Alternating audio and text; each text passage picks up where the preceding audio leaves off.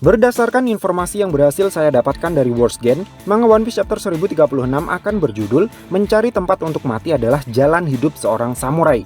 Chapter akan dibuka dengan menampilkan kondisi terkini dari disaster nomor wahidnya Kaido, King, setelah di ending chapter sebelumnya dirinya dibabat habis oleh tangan kanan sang calon Raja Bajak Laut masa depan, Roronoa Zoro.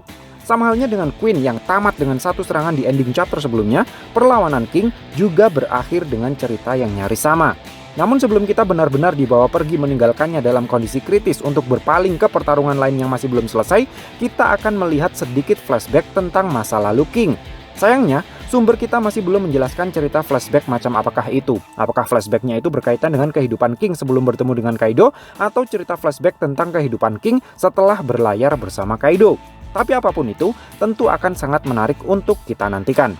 Adegan kemudian beralih menuju ke gudang senjata di ruang bawah tanah. Di sana kita akan bertemu dengan anggota monster Number terakhir yang baru diperkenalkan di chapter ini.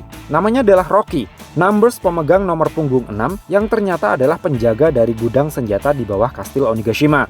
Ketika Yamato tiba di sana, Rocky terlihat masih tertidur dalam kondisi berdiri. Terlihat dari adanya gelembung ingus yang begitu besar yang kembang kempis di ujung hidungnya. Yamato kemudian meminta Numbers Fuga untuk menyerangnya. Pertarungan antara dua orang Numbers pun akhirnya dimulai.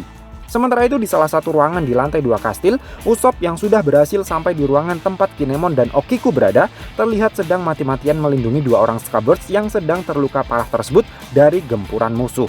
Di waktu yang tepat, Izo akhirnya datang dan membukakan ruang untuk Usopp agar bisa membawa Okiku dan Kinemon pergi menyelamatkan diri. Dengan menaiki seorang Gifters, Usopp kemudian membawa Okiku dan Kinemon pergi meninggalkan TKP. Di tempat lainnya lagi, Raizo dan Fukurokuju terlihat hanya berdiam diri di posisi mereka masing-masing tanpa melakukan pergerakan apapun. Keduanya tidak sedang bermain lampu hijau lampu merah, tidak juga sedang bermain lama-lama menjadi patung. Baik Raizo maupun Fukurokuju sama-sama terkena teknik ninja yang mungkin semacam genjutsu atau justru hanya sekedar lilit-lilitan gulungan kain yang membuat tubuh mereka berdua akan celaka jika sampai melakukan sedikit saja pergerakan. Alhasil, pertarungan keduanya benar-benar berakhir tanpa klimaks sama sekali. Sepertinya ini akan menjadi pertarungan pertama di Onigashima yang akan berakhir dengan kondisi seri.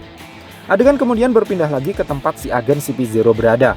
Diaz Drake dan Numbers Zanki ternyata sudah berhasil dikalahkan oleh si agen CP0. Sementara Apo dan Numbers Inbi sepertinya berhasil melarikan diri.